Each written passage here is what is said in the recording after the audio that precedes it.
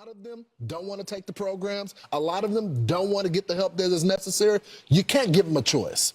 Either you take the resources that we're going to give you, or you decide that you're going to be locked up in jail. That's the way it has to be now. Or involuntary lethal injection or something. Just kill them. Les pauvres. Il y en a 5 millions aujourd'hui en France. 8% des Français sont pauvres et c'est 1,5 million de plus qu'il y a 20 ans. Et peut-être que vous là, oui vous là derrière votre écran, peut-être que vous êtes l'un de ces pauvres qui semblent se multiplier en France. Et alors laissez-moi vous poser une question. Ça fait quoi d'être des gros feignants ?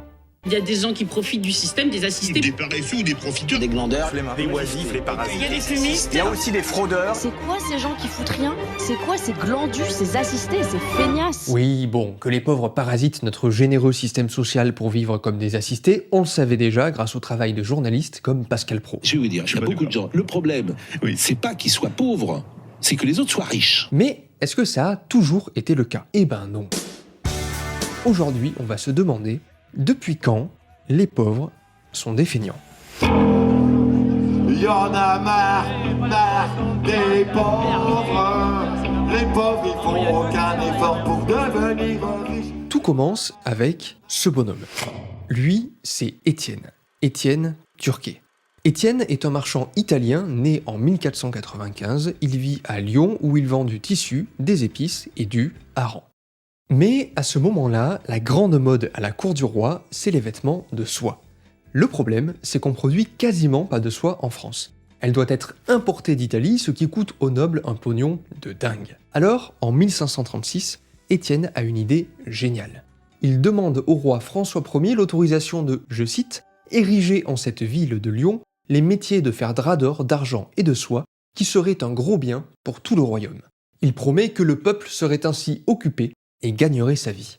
Et le roi accepte. Il autorise Étienne à ramener à Lyon les meilleurs tisseurs italiens et, pour les attirer, il promet même de les exempter d'impôts. C'est la naissance de la fabrique de soieries de Lyon qui, dans les siècles suivants, emploiera des dizaines de milliers de personnes qui feront la richesse de la ville et dont on a déjà parlé ici, parce que 300 ans plus tard, les descendants de ces tisseurs, qui s'appelleront les Canuts, mèneront l'une des premières grandes révoltes ouvrières, mais c'est une autre histoire. Pour l'instant, on est en 1539 et Étienne a touché le jackpot.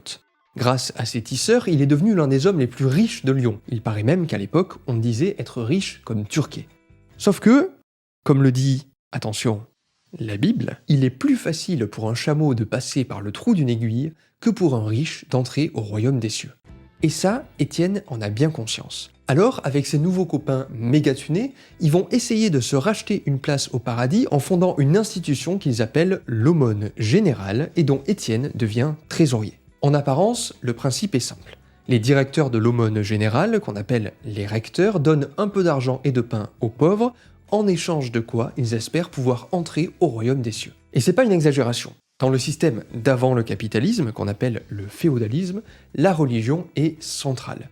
Tout est interprété par un prisme religieux, par la place que les choses occupent ou devraient occuper dans l'ordre divin. Tous les débats, toutes les révoltes, toutes les décisions, toutes les luttes de classe sont justifiées par la religion ou prennent la forme de conflits religieux. La religion, c'est le langage de l'époque. C'est ce par quoi on comprenait le monde et notre place dedans. On le voit sur ce beau dessin de 1539 qui montre 4 recteurs de l'aumône générale en train de faire l'aumône à un troupeau de pauvres, dont celui-ci qui a l'air vachement content, le tout sous le regard bénévolent de Jésus et son Père.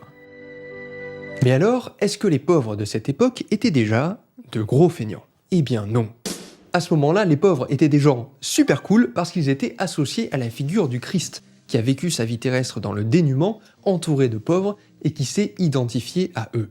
Le truc du chameau qui passe plus facilement dans un trou d'aiguille qu'un riche entre au paradis, c'est pas juste la Bible, c'est Jésus lui-même. C'est pas un hasard si les ordres monastiques font vœu de pauvreté ou si, à l'époque, pas mal de riches choisissent des pauvres comme parrains et marraines de leurs enfants ou demandent carrément à être enterrés au cimetière des pauvres. On dit que les pauvres sont les membres souffrants du Christ, ses vicaires, donc ses représentants sur terre, et on parle souvent d'eux en utilisant l'expression complète pauvres de Jésus-Christ. On dit que les interactions qu'on a avec eux sont des interactions qu'on a avec Jésus lui-même. Ce que vous faites aux plus petits de mes frères, c'est à moi que vous le faites. Donc il faut bien les traiter et leur faire la charité. Alléger les souffrances des pauvres par l'aumône, c'est l'un des principaux moyens de laver ses péchés et sauver son âme.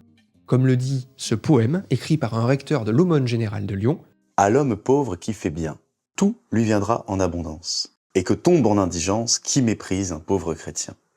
Puisque Dieu a pour agréable qu'on fasse bien à l'indigent, ne crains-tu pas d'être misérable en lui refusant ton argent ?» Bref, au début du XVIe siècle, les pauvres ne sont pas encore des parasites inutiles. Ils ont une place et une fonction très importante dans la société. C'est par leur intermédiaire qu'on trouve le salut. Étienne et ses copains vont d'ailleurs utiliser ce mécanisme divin pour faire un truc hyper stylé. Ils vont financer l'aumône générale pas seulement avec leur argent à eux, mais aussi par une taxe payée par les habitants de Lyon. La charité n'est plus individuelle, elle devient collective, municipale. C'est la ville dans son ensemble qui fait l'aumône à ses pauvres, ce qui permet donc de laver les péchés et sauver les âmes de tous ses habitants en même temps. Alors tout ça peut nous paraître très bizarre aujourd'hui, mais si on veut comprendre nos prédécesseurs, il faut prendre leurs idées, leurs croyances au sérieux, parce que c'est sur elles qu'ils s'appuyaient pour motiver et justifier leurs actions. Pareil pour nous. Aujourd'hui, on agit suivant des idées, des normes morales, des concepts qui paraîtront hyper bizarres dans 500 ans, mais que les historiens du futur devront prendre au sérieux pour comprendre comment on fonctionnait. Et en même temps, on peut pas s'arrêter là. Elles viennent d'où ces idées et comment elles évoluent? Comment on est passé d'une figure hyper positive du pauvre assimilé à Jésus à aujourd'hui des pauvres qui sont des feignants et des parasites? Pour comprendre comment les idées changent, on est obligé d'aller chercher ailleurs. On doit quitter justement le monde des idées et s'intéresser au monde matériel, à la production, à la manière dont on organise nos activités humaines pour produire ce qui nous permet de vivre. La nourriture, les habits, etc. Ce qu'on va voir aujourd'hui, c'est que c'est dans ce monde matériel que nos idées prennent racine et c'est lui qui les fait évoluer. Pour mieux comprendre, on peut retourner sur notre dessin et se demander « Ils sortent d'où, tous ces pauvres? Et pourquoi il y en a autant ?» Il s'avère que le début du XVIe siècle est une période très difficile pour plusieurs raisons. Déjà, on est au début de l'expansion européenne sur le monde, que ce soit par l'installation de comptoirs commerciaux en Afrique de l'Ouest ou par la colonisation de l'Amérique dont on réduit la population en esclavage pour creuser des mines.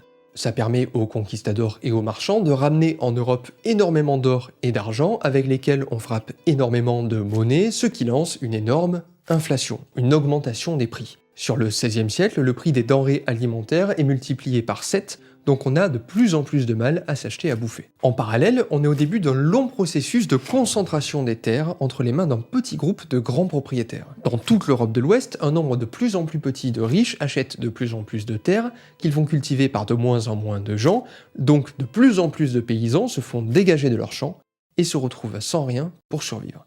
En plus de ça, entre 1494 et 1559, en 65 petites années, on enchaîne 11 guerres avec l'Italie, et dans les sociétés agraires du féodalisme, il n'y a rien de plus efficace que de ravager les campagnes de l'ennemi pour détruire sa production agricole.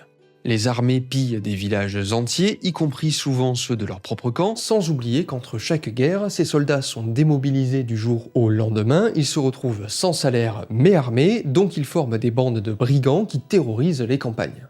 Et enfin, pour couronner le tout, on est en plein milieu d'une longue suite de famines provoquées en partie par de mauvaises récoltes, en partie par un mauvais climat, mais aussi à cause de tout ce qu'on vient de voir. Un peu un siècle de merde où l'ordre social féodal commence à bien se décomposer et le résultat, c'est que dans toute l'Europe de l'Ouest, des centaines de milliers de paysans affamés par la perte de leurs terres, par l'augmentation des prix, par la guerre et la famine, fuient vers les grandes villes où ils pensent pouvoir trouver plus de possibilités de survie. Par exemple, du petit travail manuel payé à la journée. À Lyon, ça donne une explosion démographique. 65 000 habitants en 1539. C'est énorme pour l'époque, mais surtout, c'est 2 fois plus qu'au début du siècle. Donc les autorités doivent gérer cette augmentation hyper rapide de la population et de la misère.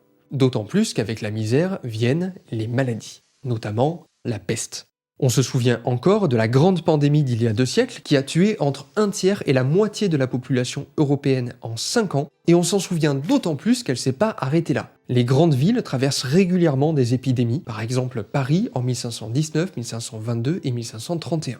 Et puis, comme les pauvres sont les premières victimes de ces maladies, on est persuadé que ce sont eux qui les diffusent. Les pauvres ont beau être des représentants du Christ sur Terre, à cette époque, la pauvreté fait aussi extrêmement peur parce qu'on l'associe à la peste. Par exemple, en 1649, suite à un début d'épidémie à Nîmes, on enferme de force plusieurs milliers de pauvres dans les fameuses arènes, dont on fait murer les entrées et on leur balance de la bouffe par un petit trou en attendant que la peste disparaisse. Mais il arrive que les pauvres ne se laissent pas faire. La misère déclenche aussi des révoltes, comme la Grande Rebenne de Lyon qui éclate le 18 avril 1529 après qu'une affiche placardée sur les murs de la ville et signée « Le pauvre » appelle à se révolter contre, je cite, « les gouverneurs et conseillers, usuriers et larrons, qui nous rongent de jour en jour et enchérissent le blé, donc font augmenter les prix, l'inflation, tout ça, à cause de leur grenier plein de blé, pendant que son détriment nous tombe dessus sans l'avoir mérité. » Et puis, comme toujours à l'époque, on retrouve la religion. Si Dieu n'y met la main, ne s'occupe pas du problème, il faudra se charger nous-mêmes de les jeter à l'eau tant il y en a. Cette affiche lance une semaine de révolte qui fait plusieurs morts et qui, comme le dit un contemporain, est menée par tout menu peuple, comme crocheteurs, gagne-deniers, petits artisans et gens de métier, qui n'ont guère à gagner et encore moins à perdre, et qui sont donc bien aises de remuer ménage. La Grande Rebenne de Lyon nous montre que l'explosion de la population et de la misère dans les grandes villes au début du XVIe siècle bouleverse l'ordre social, change les rapports de force entre les différentes classes sociales et remet en question le pouvoir des dominants. Pouvoir d'autant plus fragile que beaucoup de ces villes ne sont plus dirigées par des seigneurs placés là par la volonté divine. Elles sont gouvernées par les premiers bourgeois. C'est dans les grandes villes que les riches marchands comme Étienne Turquet, ceux qui deviendront la bourgeoisie moderne, vont enraciner leur pouvoir avant l'émergence du capitalisme dans les siècles suivants. Par exemple, en 1320, les marchands lyonnais arrachent la charte sapodine qui leur permet de gouverner la ville eux-mêmes en toute autonomie à travers une institution qui s'appelle le consulat et dont il y a des équivalents dans d'autres grandes villes, par exemple à Toulouse, le capitoulat. Bref, au début du XVIe siècle, les pouvoirs locaux, notamment dans les villes tenues par la bourgeoisie naissante, réalisent que l'explosion de la misère bouleverse l'ordre social, menace leur pouvoir et les menace aussi personnellement en diffusant des maladies. C'est dans le langage de l'époque, la religion, qu'Étienne et ses copains comprennent ces problèmes et cherchent une solution. Ça tombe bien, Jésus en a donné une. Aussi effrayant qu'ils soient, ces pauvres sont ses représentants. Il faut les aider en étant charitables et, en récompense, les portes du paradis s'ouvriront même aux riches. Vends ce que tu as, donne-le aux pauvres, et tu auras un trésor dans le ciel. Alors, pour alléger la pauvreté et les menaces qu'elle pose, Étienne et ses copains fondent l'aumône générale. Et ce ne sont pas les seuls à avoir cette idée. Comme ces bouleversements touchent toute l'Europe de l'Ouest, un peu partout, les premiers pouvoirs bourgeois des villes en arrivent aux mêmes conclusions et fondent plusieurs dizaines d'institutions similaires. Pour pourvoir au bon ordre, à la nourriture et entretien d'un grand et effréné nombre de pauvres mendiants en la ville et faubourg d'Abbeville, a été établi un bureau perpétuel pour la bourse des pauvres. Seront contraints à la contribution de la bourse les abbés, curés et autres particuliers, habitants de la ville et des faubourgs, même ceux qui y ont maison, possession et revenus. Autrement, seront contraints de laisser souffrir les pauvres mendiants avec grand désordre, confusion, danger de peste et autres inconvénients qui pourraient s'en suivre. On voit bien que cette idée nouvelle de charité municipale que la jeune bourgeoisie développe trouve son origine dans les bouleversements qui agitent le monde matériel. Sauf que ces bouleversements changent un autre truc très important. Ils sortent les pauvres de leur rôle passif de représentants du Christ qui attendent sagement l'aumône. Dans les villes, les pauvres deviennent des acteurs de premier plan qui luttent contre l'ordre social en place. Parfois, ils luttent consciemment, comme quand ils se révoltent contre les gouverneurs et conseillers usuriers et larrons, mais le plus souvent, ils luttent sans s'en rendre compte, au quotidien. Par exemple, lorsque les seuls moyens qu'ils ont pour survivre, le vol, la manche, les arnaques, la prostitution, remettent en question l'ordre moral et social de leur époque. Et ça, c'est hyper intéressant. Ce qu'on voit, c'est que la nouvelle réalité matérielle dans les villes entre en contradiction avec les idées déjà en place. Notamment la manière de voir les pauvres comme des représentants passifs du Christ. Comment ces horribles bestiaux, ces gueux dont les pratiques de vie sont incompatibles avec une société chrétienne digne de ce nom, peuvent en même temps représenter le Christ et porter en eux le salut. À partir du XVIe siècle, cette question est débattue par les dominants, des bourgeois, des hommes d'église, etc., qui vont encore et toujours chercher une réponse dans la religion. Certains vont dire que ça change rien. La charité n'étant point soupçonneuse, il semble qu'ils doivent peu importer à celui qui fait une aumône si celui qui la reçoit en est digne ou non, pourvu qu'il la fasse à bonne intention, selon son pouvoir, et sans la vanité que notre Seigneur blâme tant. Alors dire qu'en réalité les anciennes idées sont toujours valides, c'est intéressant, mais c'est pas tenable. C'est pas tenable parce que justement, ça ne résout le problème que dans le monde des idées. Ça n'apporte aucune solution aux menaces très concrètes, très matérielles, que cette horde de nouveaux pauvres pose aux dominants. En fait, il n'y a pas le choix. Pour résoudre la contradiction, les idées vont devoir évoluer, vont devoir s'adapter à cette nouvelle réalité matérielle. Et la manière dont elles vont le faire, c'est qu'au début du XVIe siècle, au moment où vit Étienne Turquier, on voit apparaître une nouvelle idée. On va commencer à penser qu'il y a des bons pauvres et des mauvais pauvres. Alors, qui sont les mauvais pauvres ? Eh bien, ça dépend un peu d'où on parle. Dans les campagnes, avec les seigneuries, etc., le mauvais pauvre, c'est la figure du vagabond. Celui qui refuse de rester attaché à la terre et au seigneur sous lequel il est né. Celui qui est déraciné, qui se balade comme il veut, où il veut, sans attache, ce qui s'oppose frontalement à cette société féodale organisée autour de petites communautés dans lesquelles on naît, dans lesquelles on meurt, et dans lesquelles vivront et mourront nos enfants, petits-enfants et arrière-petits-enfants. Ce super petit bouquin, qui est l'une de mes sources principales, cite un certain Jacques Durieux, qui vit en 1739. Il travaille d'abord à Liège, puis en Espagne pendant 3 ans, puis à Lisbonne pendant 2 ans, puis Naples, Rome, il revient à Barcelone, il repart à Gênes, et il finit par monter à Lyon, où il est arrêté pour vagabondage, alors qu'il s'apprête à partir vers la Normandie. À ce moment-là, il a une trentaine d'années, donc vous pouvez imaginer les distances parcourues sur une vie. Il y avait une vraie circulation européenne des vagabonds, qui d'ailleurs a continué jusqu'à récemment. On a suivi dans cette vidéo le parcours d'un mystérieux vagabond qui parlait une langue inconnue, en 1905. Bon, ça, c'est dans les campagnes. Mais dans les villes, qui sont justement aux mains de cette bourgeoisie naissante, ce qui va différencier le bon et le mauvais pauvre, c'est quelque chose de nouveau et d'assez représentatif des idées de la bourgeoisie. C'est le rapport au travail. Le bon pauvre, c'est celui qui n'est réellement pas capable de travailler. Par exemple à cause du chômage, de la maladie ou d'une infirmité comme on disait à l'époque. Eux, ils méritent l'aumône municipale et portent toujours en eux les clés du paradis. A l'inverse, le mauvais pauvre des villes, c'est la figure du mendiant. Celui qui serait capable de travailler, mais qui préfère vivre de la manche, donc de l'aumône individuelle, du vol, des arnaques, de la prostitution. On aperçoit d'ailleurs en arrière-plan de notre dessin des mauvais pauvres qui font la manche et qui sont justement représentés armés d'un gourdin, prêts à la révolte, alors qu'au premier plan, les bons pauvres attendent sagement, passivement, l'aumône d'Étienne et de ses copains et ont déposé les armes. L'aumône générale pacifie les pauvres. On peut aussi jeter un œil à ce tableau très connu de 1559 qui représente une scène quotidienne dans une ville des Pays-Bas. Sortis de l'église après la messe, les pauvres sortent par la petite porte, les riches par la grande porte, et tout le long, on a des mendiants. On les voit ici, ou encore là. Plus loin sur la gauche, on a un groupe qui met en avant des infirmités physiques qui les empêchent de travailler, donc de bons pauvres, et là-haut, pareil, avec une procession de lépreux qui demandent la charité. Mais attention, rien ne garantit qu'ils soient réellement infirmes. Le pape de l'époque dénonce la lâcheté et l'astuce de ceux qui, simulant une maladie ou feignant une indigence qui n'a pour cause que leur paresse ou leur veulerie, enlèvent la nourriture aux vrais infirmes et aux vrais indigents. Après avoir simulé leur maladie avec leur art infâme, fourbe et menteur, ils ont au fait de récupérer une gaillarde santé pour s'adonner au jeu, à la ripaille et aux autres plaisirs interdits. Amen. Ok, je t'en fais une où je suis vieux.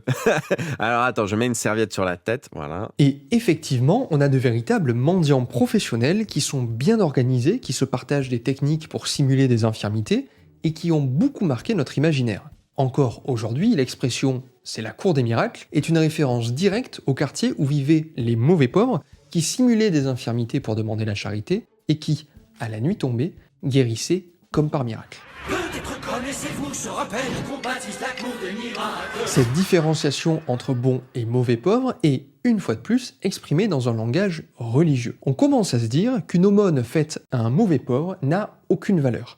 Elle ne lave pas les péchés de celui qui donne, ce qui est bien embêtant parce que c'était leur seule utilité. Si ceux qu'on considère être de mauvais pauvres perdent cette fonction, il ne reste que des inutiles, des parasites, des gens qui ne sont rien parce qu'ils n'apportent rien à la société. Il ne reste qu'un tas de gros gueux et marauds qui disent n'avoir cure de besogniers en quelque saison que ce soit. Les juges ne doivent pas laisser une telle racaille de gens et devraient les faire pendre. Ou au moins les envoyer aux galères sur la mer pour le service du roi. Alors, je vous vois venir, mais malgré une certaine proximité de langage, les bourgeois du XVIe siècle n'étaient pas Sarkozy. Il faut faire attention à ne pas plaquer notre époque sur la leur. Mais le fait est que c'est quand même à ce moment-là qu'apparaissent pour la première fois des nouvelles idées, des nouvelles manières de voir les pauvres, qui nous semblent aujourd'hui parfaitement naturelles, éternelles et indépassables. Pourtant, on voit bien que ces idées sont apparues il n'y a pas si longtemps que ça, et qu'elles sont une réaction directe au bouleversement matériel du début du XVIe siècle. L'inflation, la concentration des terres, la guerre, l'afflux de paysans pauvres dans des villes tenues par une nouvelle classe sociale émergente, la bourgeoisie marchande, l'explosion de la misère qui déstabilise l'ordre social, qui change les rapports entre les classes au sein des villes, notamment les rapports de force, et qui met en danger le pouvoir des dominants. Mais ces nouvelles idées tracent aussi les frontières d'un nouvel ordre social dans lequel certaines catégories sont acceptées, les bons pauvres, encore utiles pour trouver le salut, et d'autres sont rejetés, les mauvais pauvres, les inutiles, ceux qui ne participent ni à la production de biens par leur travail, ni à la production du salut des âmes par l'aumône, mais qui participent bien aux révoltes. Sauf qu'il suffit pas d'imaginer et vouloir un nouvel ordre social. Il faut encore le construire, agir pour mettre en application ces nouvelles idées, les matérialiser dans des dispositifs concrets. Il suffit pas de penser qu'il y a des bons et des mauvais pauvres. Il faut établir des critères stricts pour identifier, différencier, catégoriser les pauvres et mettre en place des mécanismes qui permettent de les trier, d'intégrer les uns dans la société, de rejeter les autres. C'est aussi à ça que sert l'aumône générale de Lyon.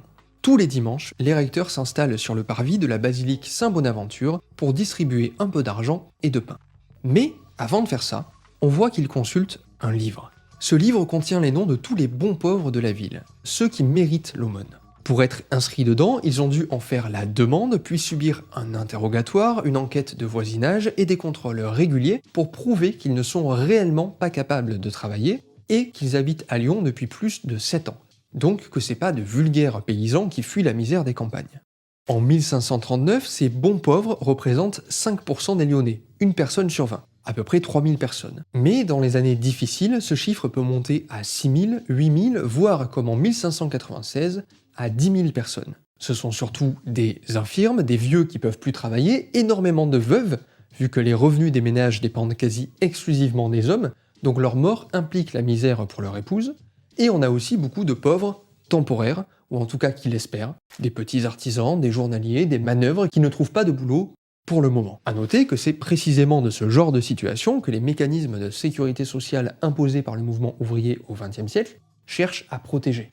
La retraite, la maladie, le chômage, etc. Mais, à l'époque, il n'y a pas tout ça, et pour survivre, ces personnes dépendent des miettes de riches bourgeois qui aimeraient bien finir au paradis. Justement, une fois qu'ils sont identifiés et listés dans le livre, on les oblige à coudre sur leurs vêtements, au niveau de l'épaule gauche, une croix jaune et bleue à porter en permanence. Ça permet de les distinguer des mauvais pauvres dans ce qu'on appelle aujourd'hui l'espace public, mais aussi de les surveiller au quotidien. Vérifier qu'ils se comportent bien comme de bons pauvres. Pas de vol, pas d'arnaque, pas de prostitution et ne pas faire la manche. Le bon pauvre ne demande pas. Il sait se tenir à la place que Dieu lui a donnée. Il supporte son existence de misère avec humilité et attend passivement les distributions de l'aumône générale, seul cadre par lequel il peut remplir son unique fonction sociale, qui est d'apporter le salut aux bourgeois. Défense est faite aux pauvres étant inscrits à l'aumône de cette ville, d'aller parmi les rues sans avoir et porter la marque de l'aumône de cette ville attachée sur le bras gauche, et d'aller mendier par les portes des maisons des habitants à peine d'être rayés et mis hors du papier de l'aumône. Et défense est faite aux habitants de donner l'aumône aux portes de leur maison aux pauvres connus par la dite marque à peine d'un écu d'amende. Ce marquage très humiliant n'est pas spécifique à Lyon. C'est aussi le cas à Rouen, Grenoble, Paris. À Amiens, ils sont marqués d'un A pour aumône. À Dijon, on distingue 3 sous-catégories. Les malades étrangers marqués d'un M, les pauvres malades de la ville marqués d'un P, et les pauvres valides de l'hôpital marqués d'un H. Pareil à Poitiers, où on marque les pauvres de la ville d'une croix rouge, et les pauvres des champs, ceux qui fuient les campagnes, d'une croix jaune. Tous ces dispositifs permettent aux bourgeois d'identifier, différencier, classifier, surveiller et contrôler que le comportement des pauvres corresponde bien aux attentes de leur nouvel ordre social. À Amiens, si un bon pauvre dénonce un mauvais pauvre qui fait la manche, il recevra la part d'aumône du coupable. À Dijon, un pauvre pris en train de mendier recevra des coups de fouet. Le nouvel ordre social se construit par la violence et c'est parfaitement assumé. En 1573, un prêtre lyonnais nous explique que « Pour la conservation de l'ordre de cette aumône générale, il a été besoin de coercition et de terreur pour tenir en cervelle et en bride ces pauvres qui sont turbulents et réfractaires et qui ne veulent prêter obéissance au recteur. » Mais alors, qui va mener cette campagne de coercition et de terreur sur le terrain, dans les rues? C'est évidemment pas les bourgeois eux-mêmes. Faudrait pas trop se salir les mains. Non, ils vont payer des gens pour faire le sale boulot à leur place.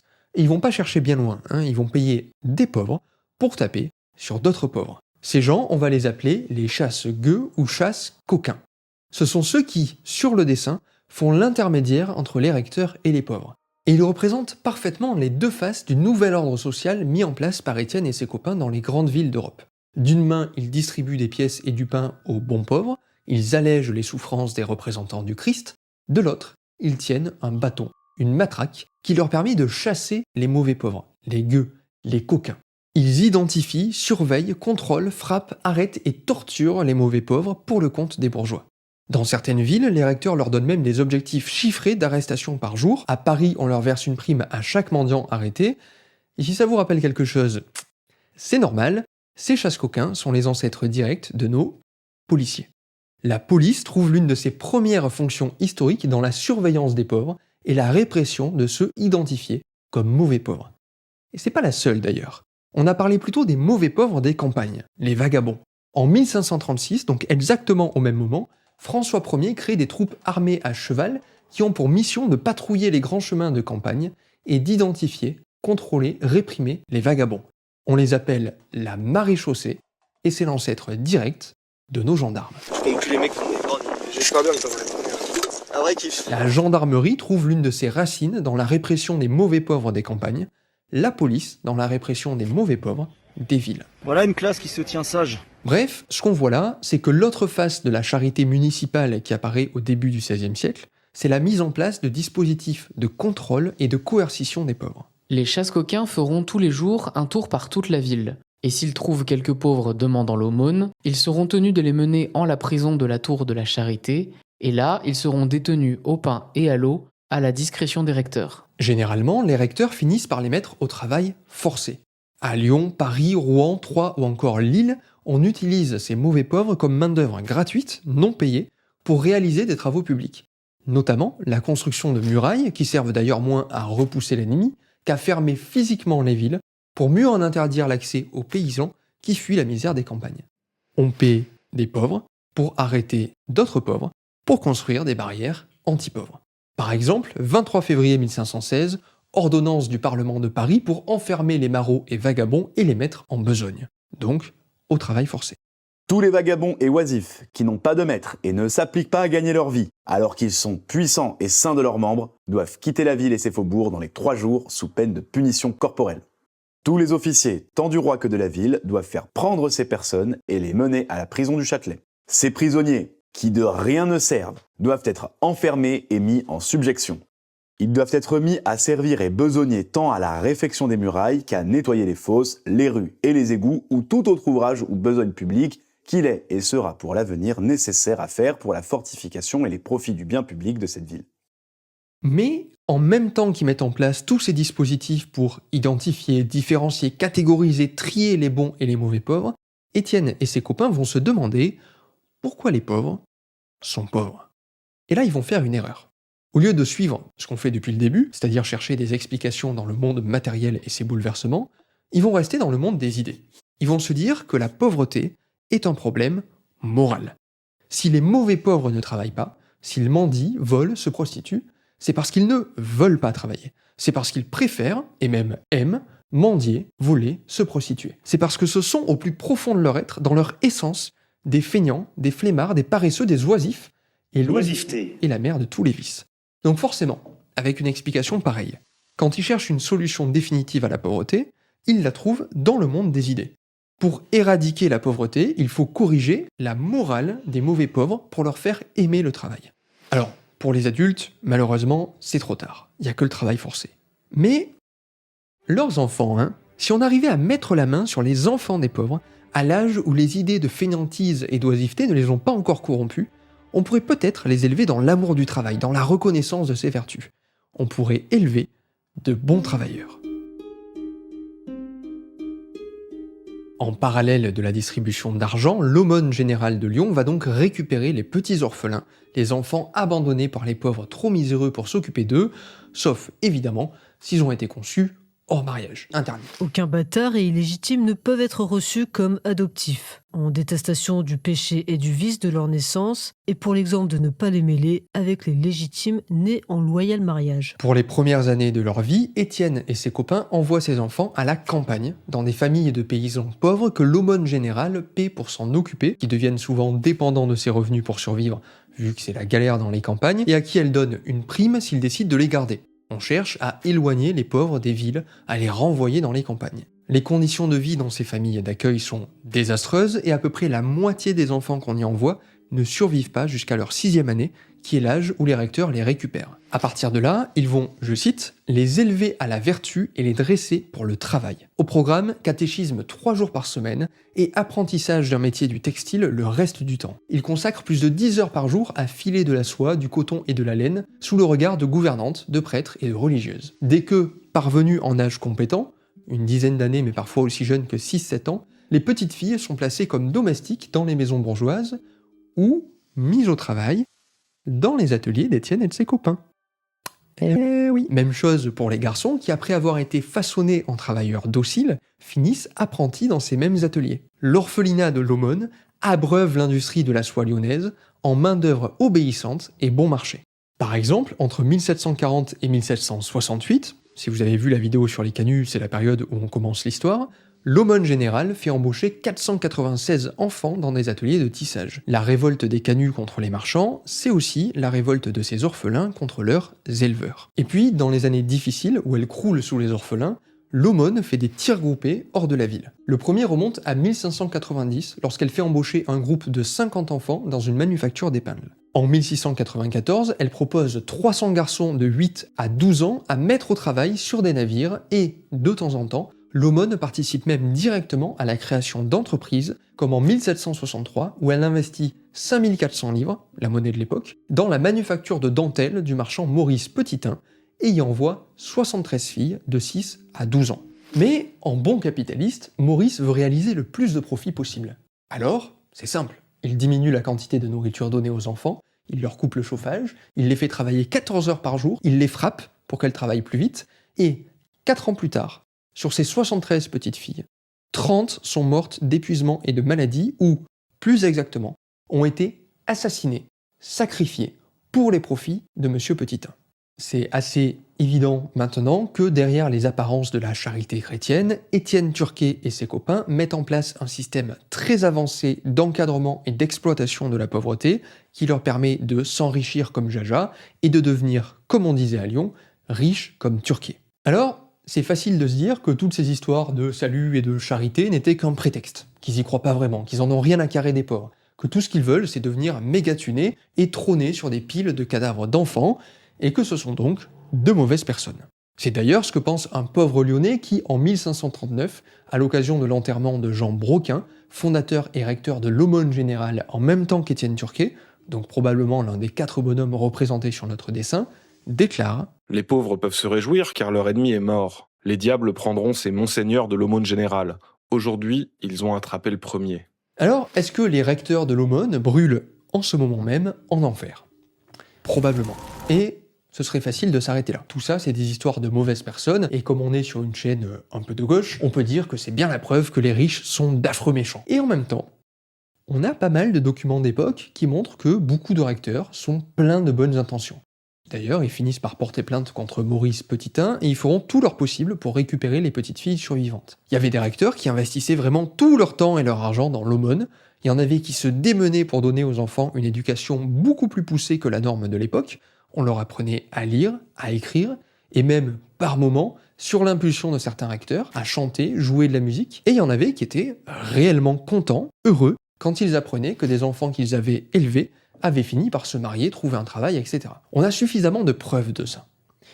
Alors, si c'était pas fondamentalement à l'intérieur d'eux des monstres, comment ils en viennent à agir, à faire, à commettre des actes monstrueux? Eh ben, il faut pas faire la même erreur que les bourgeois. On a vu que eux, ils voient dans la pauvreté un problème moral, le résultat d'idées de fainéantise, d'oisiveté. Et on a vu que non seulement ils ont tort, mais que ça les conduit aussi à des dingueries, comme kidnapper des gamins, les élever dans des conditions désastreuses pour corriger leur morale, et en perdre la moitié au passage. À notre tour, On ne doit pas voir leur horrible exploitation des pauvres comme le résultat d'un problème moral, de vice, de défauts personnels, d'avarice, de cupidité, d'affreux méchants. Il y en avait dans le tas, et il y en a un paquet aujourd'hui, on est d'accord, mais c'est pas suffisant. Si on veut vraiment comprendre ce que les gens font et pourquoi ils le font, il faut encore et toujours regarder leurs conditions d'existence.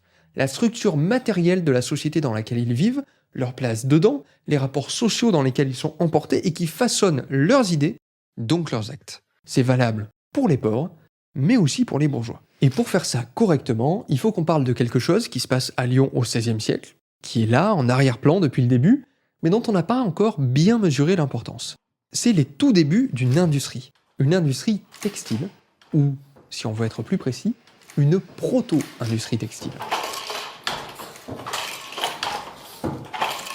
C'est pour ça qu'on connaît Étienne Turquet. Il fonde la fabrique de soieries de Lyon dans laquelle travailleront des centaines de milliers de Lyonnais dans les 3 siècles suivants. On est encore loin des grandes usines du XIXe siècle, mais lentement, sur ces 3 siècles, on a une profonde réorganisation de la production dans la région lyonnaise avec, pour la première fois, de grands réseaux d'artisans qui produisent des marchandises pour une petite minorité de marchands et qui vont progressivement tomber sous leur dépendance.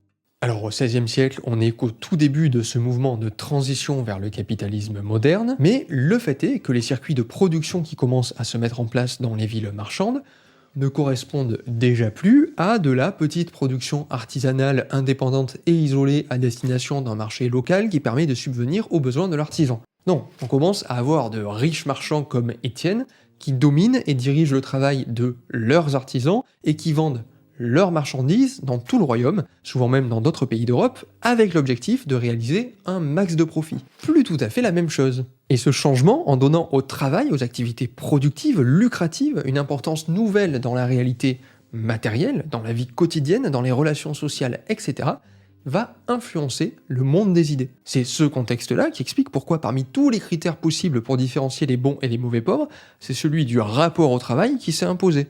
Comme toujours, ce changement dans les idées, il s'est exprimé dans un langage religieux. C'est à ce moment-là qu'on commence à bien insister sur comment, pour les punir du péché originel, Dieu a condamné les hommes au travail. Un travail douloureux qui fait souffrir, mais qui permet de faire pénitence, de laver ses péchés. Il fallait pas manger la pomme. Le sol sera maudit à cause de toi, Adam. C'est à force de peine que tu en tireras ta nourriture tous les jours de ta vie. C'est à la sueur de ton visage que tu mangeras du pain. Et au passage, Ève t'enfantera dans la douleur, parce que voilà, il fallait pas manger la pomme. Bon, ça, c'est des trucs qui sont dans la Bible depuis toujours. Mais chaque époque les interprète et leur donne plus ou moins d'importance suivant ce qu'elle traverse. Au XVIe siècle, on relit ces passages dans le contexte des débuts du capitalisme et on y trouve la confirmation que le travail est la bonne réponse à ce problème moral qu'est la pauvreté. Avant toute chose, il faut décréter la loi imposée par le Seigneur à tout le genre humain comme peine et réparation de la faute originelle. À savoir que chacun mange le pain acquis par sa sueur et son travail. À nul pauvre qui par son âge et sa santé peut travailler, on ne doit permettre de rester oisif. Un bon exemple, c'est cette gravure de 1560 qui représente la parabole des vierges sages qui alimentent leur foi au quotidien par la charité et qui iront donc au paradis, et des vierges folles qui ont la foi mais ne l'entretiennent pas et qui trouveront donc la porte fermée.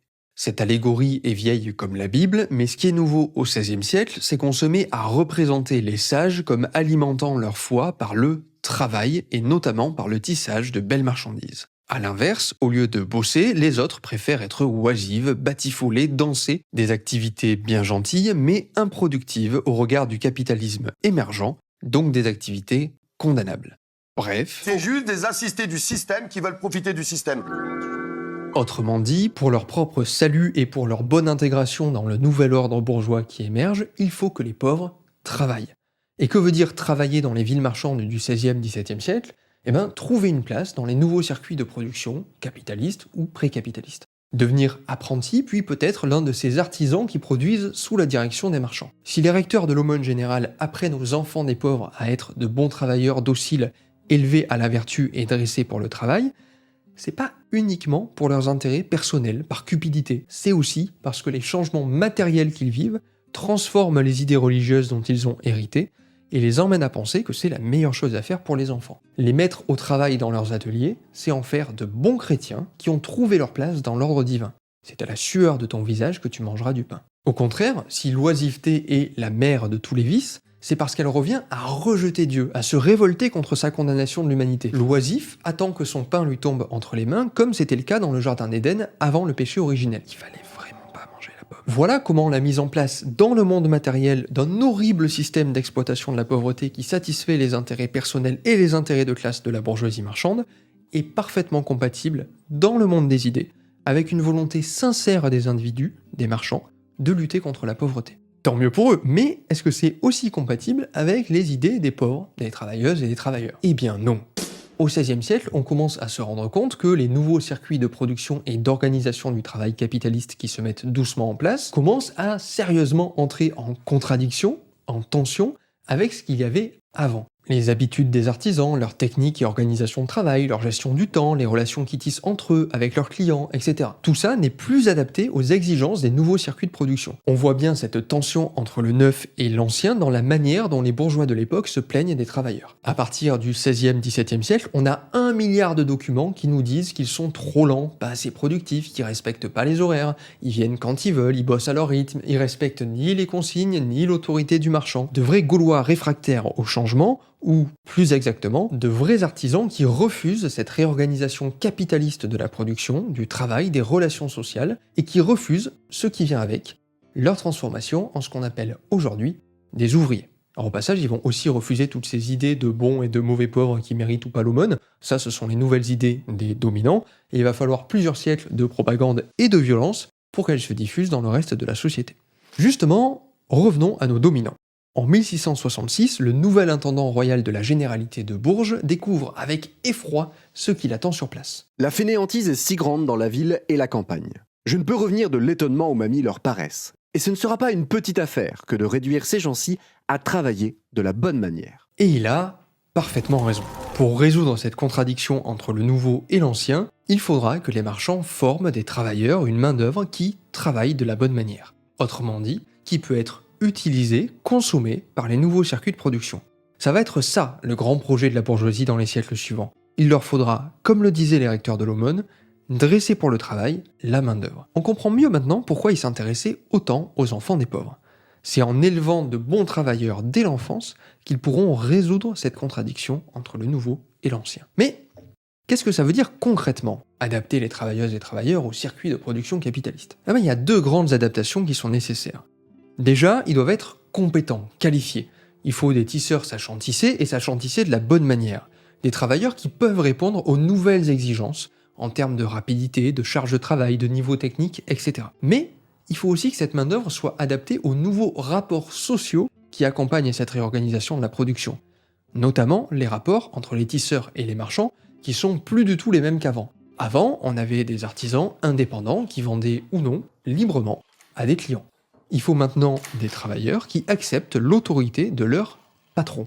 Des travailleurs disciplinés, dociles, qui partagent les idées et les valeurs des dominants, à commencer par la reconnaissance des vertus morales du travail. Ils doivent avoir envie d'être là. Ils doivent consentir à occuper cette place. Depuis que je travaille, je surpasse l'attente de mes maîtresses et m'attire leurs louanges. J'acquiers d'ailleurs l'habitude de travailler avec adresse et diligence, ce qui m'évitera bien des réprimandes. Voilà bien des avantages qui se trouvent dans l'amour du travail auquel je n'avais jamais pensé. Le goût seul du travail est par lui-même un véritable trésor. Il calme les passions, il occupe l'esprit et il bannit l'oisiveté, qui est la mère de tous les vices. Il est vrai que, depuis que j'aime l'ouvrage, je n'ai presque plus rien à me reprocher. Mes maîtresses sont très contentes de moi, alors qu'auparavant elles me reprenaient presque à toutes les heures du jour. Ajoutez encore à la louange du travail qu'il fait passer le temps utilement et agréablement. Il ne laisse pas le temps de s'ennuyer. Il est surtout nécessaire à notre sexe. Et j'ai ouï dire qu'il faut nécessairement qu'une fille soit ou laborieuse ou coquette. Bref, il faut former des travailleurs qui non seulement occupent correctement la place qui leur est attribuée, mais aussi qui s'y sentent à leur place, qui sont bien contents de faire ça et pas autre chose. Comme le disent des marchands lyonnais, le bonheur de l'homme ne consiste point à être placé dans un rang plus ou moins élevé, mais à savoir se placer et se plaire dans celui qui lui est propre. C'est aussi ça la fonction de l'éducation nationale. Pardon, de l'aumône générale. Quand les recteurs disent élever les enfants à la vertu et les dresser pour le travail, on retrouve les 2 adaptations nécessaires pour que cette future main-d'œuvre travaille de la bonne manière. En termes de compétences, dresser pour le travail, toute l'éducation professionnelle qui était donnée à ces gamins qu'on faisait tisser toute la journée, et en termes de valeurs, d'idées, de morale, comme toujours transmises par la religion. Ils sont élevés à la vertu pour se plaire dans l'état qui leur est propre. Il n'y a rien de plus difficile que de dresser à la vertu des personnes nourries dans la liberté de tout faire sans censure et qui ont des pères qui ne surent jamais ce que c'est que du bien. Néanmoins, les pauvres doivent être nourris à la meilleure discipline. Et voilà. On sait maintenant depuis quand les pauvres sont des gros feignants. Depuis le début du XVIe siècle, lorsque d'énormes bouleversements dans la structure matérielle de la société de l'époque ont conduit les dominants à développer de nouvelles idées, à penser qu'il y a des bons et des mauvais pauvres, et qu'on peut les différencier suivant leur rapport au travail. Mais justement, ce dont on a surtout parlé, et c'est pour ça que je voulais faire cette vidéo, c'est de changement, de mouvement. L'air de rien, on a vu les mécanismes par lesquels nos sociétés évoluent et l'histoire avance. Ces mécanismes y vivent dans les interactions entre le monde matériel, la manière très concrète dont on organise les activités humaines, et le monde des idées, la manière dont on perçoit la société dont on fait partie, les personnes avec qui on la partage, les normes morales, l'ordre social qu'on aimerait mettre en place, etc. Entre les deux, il y a un aller-retour permanent. Les bouleversements matériels du XVIe siècle, la peste, la guerre, la famine, l'inflation, la concentration des terres, l'émergence des premiers circuits de production capitalistes dans les villes, les premiers pouvoirs municipaux bourgeois, l'explosion de la misère, cette nouvelle réalité matérielle a fini par entrer en tension, en contradiction avec les idées que les dominants de l'époque avaient héritées de leurs prédécesseurs. Par exemple, la vision des pauvres comme représentants passifs du Christ. Les porteurs du salut dont on a de plus en plus de mal à réconcilier cette image avec l'irruption des pauvres sur le devant de la scène dans les villes du XVIe siècle et leur refus d'être passifs. L'évolution de nos sociétés, le mouvement de l'histoire, c'est le résultat de ces contradictions et des tentatives pour les résoudre. En l'occurrence, le monde des idées a dû s'adapter en commençant à distinguer des bons et des mauvais pauvres autour d'un critère qui nous vient directement des bouleversements dans le monde matériel, c'est leur rapport au travail, ou plus exactement, leur participation volontaire ou non au nouveau circuit de production. Les mauvais pauvres sont ceux qui refusent de participer, de rester dans le petit rôle étroit que la bourgeoisie émergente leur réserve dans l'ordre social qu'elle tente de construire. Mais justement, ce qu'on a aussi vu, c'est que le monde des idées a lui aussi un impact sur le monde matériel par l'intermédiaire d'institutions, de règles, de dispositifs que, dans le cas qu'on a vu aujourd'hui, la bourgeoisie, mais ça pourrait être une autre classe sociale, met en place pour façonner le monde matériel en accord avec ces nouvelles idées. C'est l'aumône générale, le petit livre avec la liste des bons pauvres, les croix cousues sur les vêtements, c'est les chasse-coquins, c'est élever à la vertu et dresser pour le travail les enfants des pauvres. Tous ces dispositifs qui permettent de différencier, catégoriser, identifier, trier, surveiller, contrôler et imposer par la force, la coercition et la terreur, le nouvel ordre social bourgeois. Évidemment, ça emmène des résistances, des conflits, des luttes de la part de celles et ceux dont les intérêts, les besoins, les envies sont directement attaqués par ces institutions, ces dispositifs, ce nouvel ordre social. On a ouvert sur l'exemple de la Grande Rebenne de Lyon et on a fini sur les énormes difficultés de la bourgeoisie à dresser pour le travail les artisans. Mais finalement, même les bouleversements dans le monde matériel dont on a parlé au tout début, en réalité, ils tombent pas du ciel. Ils sont eux aussi le fruit de ces contradictions, de ces tensions entre les intérêts divergents des classes sociales. La concentration des terres entre les mains de quelques propriétaires, elle se fait au détriment des intérêts de la paysannerie qui se fait dégager. La guerre, lancée par la noblesse et financée par la bourgeoisie financière pour étendre leurs petits intérêts de classe, elle se fait au détriment de la paysannerie qui voit ses villages ravagés. L'inflation, qui trouve son origine en Amérique dans la réduction de peuples entiers en esclavage, pour permettre aux marchands d'avoir de la monnaie, et à une partie de la noblesse d'étendre ses possessions de terres. Les premiers pouvoirs municipaux bourgeois, ça vient directement de la lutte engagée par la bourgeoisie contre la noblesse pour devenir la nouvelle classe dominante. Même la peste, qu'on pourrait penser être complètement indépendante de tout ça, en fait pas vraiment. Sa diffusion est facilitée par tous ces problèmes, par l'exode rural, par les déplacements forcés de centaines de milliers de gens qui sont ensuite parqués dans des quartiers insalubres et dont on n'a rien à carrer parce qu'ils font partie des classes dominées. Au passage, elle est aussi facilitée par les déplacements des marchands et toutes les fraudes qu'ils mettent en place pour contourner les mesures de santé publique, comme les quarantaines, dans l'objectif de maintenir cette circulation permanente des marchandises dont ils tirent leur pouvoir. On a 1 milliard d'exemples de ça pendant la peste. Par exemple, le dernier grand épisode en France, c'était à Marseille en 1720, et c'est parti de ça, c'est parti d'un marchand qui voulait pas faire la quarantaine, mais On en a eu aussi un paquet d'exemples récents pendant le Covid. Pour éviter de voir leur activité ralentie, certains patrons décident de ne pas déclarer les cas contacts. En réalité, l'impact des catastrophes naturelles et parfois même leur déclenchement ou pas, par exemple la multiplication des ouragans à cause du dérèglement climatique, c'est complètement lié à la forme des structures matérielles de nos sociétés. Et cette forme, elle est directement le résultat des rapports de force entre les classes sociales. Bref, ce qu'on voit, c'est que la contradiction suprême, celle qui est au cœur de tous les bouleversements matériels, de toutes les autres contradictions entre les nouvelles idées des uns et des autres, entre les institutions des uns et des autres, entre l'ordre social voulu par les uns et par les autres, la contradiction principale, celle qui est le moteur de l'évolution des sociétés et du mouvement de l'histoire, c'est celle qui oppose les classes sociales. Des classes sociales aux intérêts fondamentalement divergents et qui sont donc, qu'elles le veuillent ou non, dressées les unes contre les autres pour imposer ou défendre leurs intérêts. Alors le terme technique pour parler de cette contradiction, c'est tout simplement lutte des classes. Je sais que ça fait vieux soviétique de dire lutte des classes, mais c'est le terme technique, et d'ailleurs les premières personnes qui ont observé et parlé de ce phénomène, c'était des historiens de la bourgeoisie au XIXe siècle. À force de lire des livres d'histoire, ils ont fini par se rendre compte qu'au fond, derrière les apparences, si on creuse un petit peu, l'histoire de toutes les sociétés jusqu'à nos jours, et l'histoire de la lutte des classes. Alors, le plus souvent, cette lutte, elle est menée inconsciemment, dans les petites interactions du quotidien. On l'a vu avec nos pauvres du XVIe siècle, dont la simple existence dans les villes remet complètement en question l'ordre social bourgeois. Mais on le voit aujourd'hui encore, quand on entend un collègue de travail dire « la lutte des classes, ça n'existe plus, c'est un truc de vieux coco », et enchaîner sur une longue plainte de comment le patron y fait chier parce qu'il nous sucre 5 minutes de pause repas tous les jours, et que quand même, si on additionne à la fin de l'année, ça fait un paquet d'heures de travail qui n'ont pas été payées. Au hasard. Mais parfois, il arrive que cette lutte des classes soit menée consciemment. Et c'est un peu l'objectif, parce que c'est que comme ça, en sachant ce qu'on fait et pourquoi on le fait, qu'on pourra y mettre un terme définitif.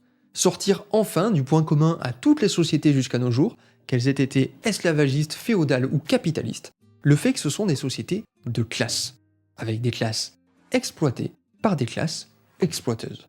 Ce qu'on a vu aujourd'hui, cette manière de regarder l'histoire en cherchant les contradictions, les interactions entre monde des idées et monde matériel, en prenant au sérieux les idées, par exemple religieuses des gens, et leur sincérité, tout en n'oubliant pas de regarder comment elles sont façonnées par la structure matérielle de la société dans laquelle ils vivent, leur place dedans et les rapports sociaux dans lesquels ils sont emportés. Cette méthode d'analyse du passé, mais aussi du présent, ça fonctionne très bien, elle a été développée par, entre autres, un type qui s'appelle Karl Marx, et il l'a appelé le matérialisme historique. Alors le nom en isme et en hic, c'est pas forcément le plus important. L'important, c'est que c'est justement elle qui nous permet de dévoiler les luttes de classe cachées au cœur de ce qu'on vit au quotidien et de pouvoir y participer pleinement, consciemment, pour un jour y mettre un terme définitif. C'est seulement en faisant ça que les pauvres arrêteront d'être les gros feignants qu'ils sont depuis le XVIe siècle. Non, parce que moi je regarde Pascal Praud sur CNews, et je peux vous dire qu'il y en a marre. Il y en a marre des assistés, des profiteurs, des paresseurs, des fraudeurs.